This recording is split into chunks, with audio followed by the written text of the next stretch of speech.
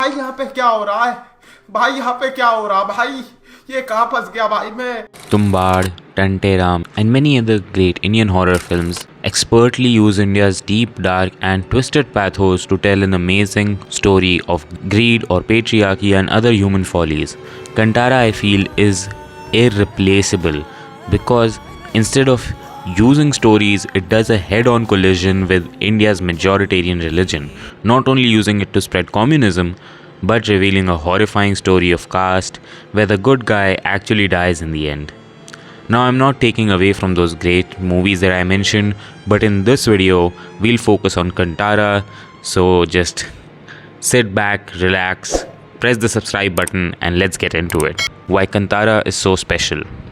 The tragedy.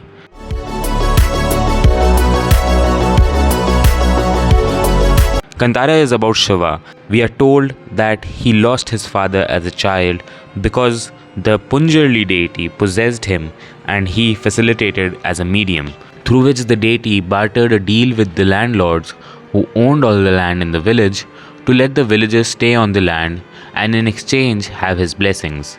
Obviously things don't go well and the landlords break the deal only to be killed. Since then, the villagers have had their land and the descendants of the landlord have more or less respected the deal. After this incident, most Indian films or films in general would show you a divine and good ending for the father.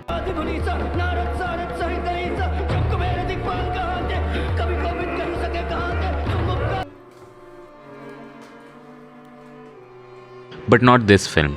The father runs off into the forest and vanishes, turning into dust. This is important because from childhood we are taught God is good and an encounter with the gods would be divine, epitome of existence and pure bliss.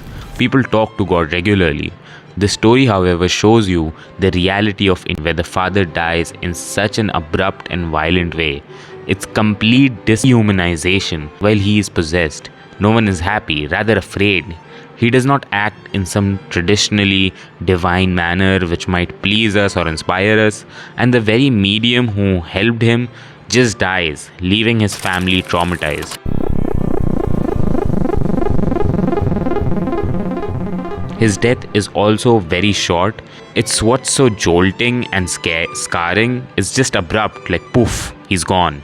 No light from the sky to pick him up, or a smile on his face as he experiences bliss, or any final words. He just disappears. It also does not fit our understanding of common narratives. भाई यहाँ पे क्या हो रहा है? भाई यहाँ पे क्या हो रहा भाई? ये कहाँ फंस गया भाई मैं? Where good people have a good outcome or an ending and bad people suffer. He did his religious duty of serving as a medium for a god, and in return, he's not given any blessings. The village doesn't even treat his family any better. We are also told that only people of his family have this ability, which makes you feel even more doomed since you already know the impending climax.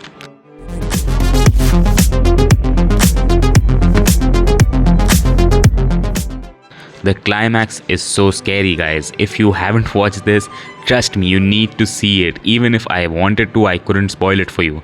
It's like a painting. Even if I described it to you, seeing it for real would be the real deal. I need to discuss it.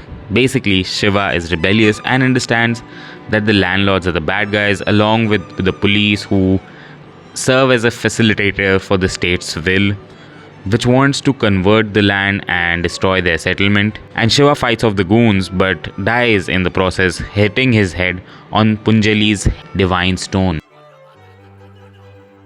He's possessed by Guliga, Punjali's companion, and wreaks havoc, killing all the goons. I interpret this scene in this way. Shiva has died and Guliga is using his body to save the villagers and their land, which is also scary.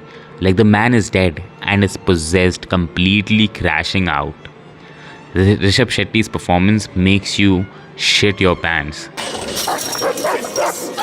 Stupid! Yeah.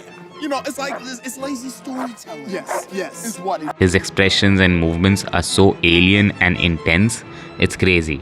which makes this scene and the film so much more terrifying. It hits so much deeper.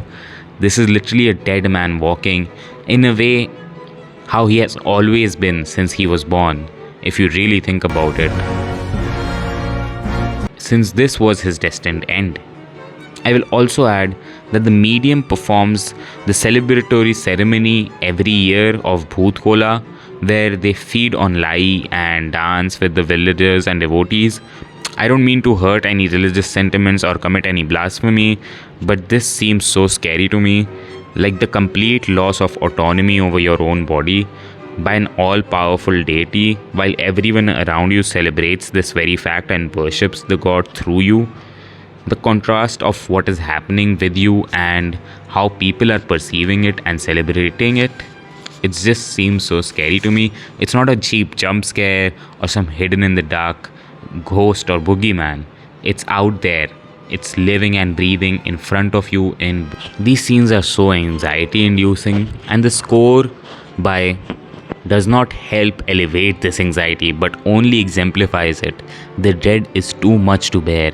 In the end, Shiva is given a year to live, where he has a child and a family, only for the day of the ceremony to come again, and where he disappears like his father, joining him in this act, while his family can only watch and cry. The way it depicts drug use also feels reminiscent of ancient stories where a moral judgment is not put upon it. This film has flaws. The male gazy scenes and the flirting feel out of place and bring down the experience. But maybe it showcases an imperfect character on Shiva's part. I don't know how Kantara Chapter 1 can outdo its predecessor, and from the marketing, it seems like they might shift the genre or blend the genre with action. Kantara is so unique because it creates these conflicting visuals and feelings. What is told to be divine but seems anything but moral or good. Thanks for watching, and remember to subscribe. Subscribe, fucking damn it, subscribe, bencher.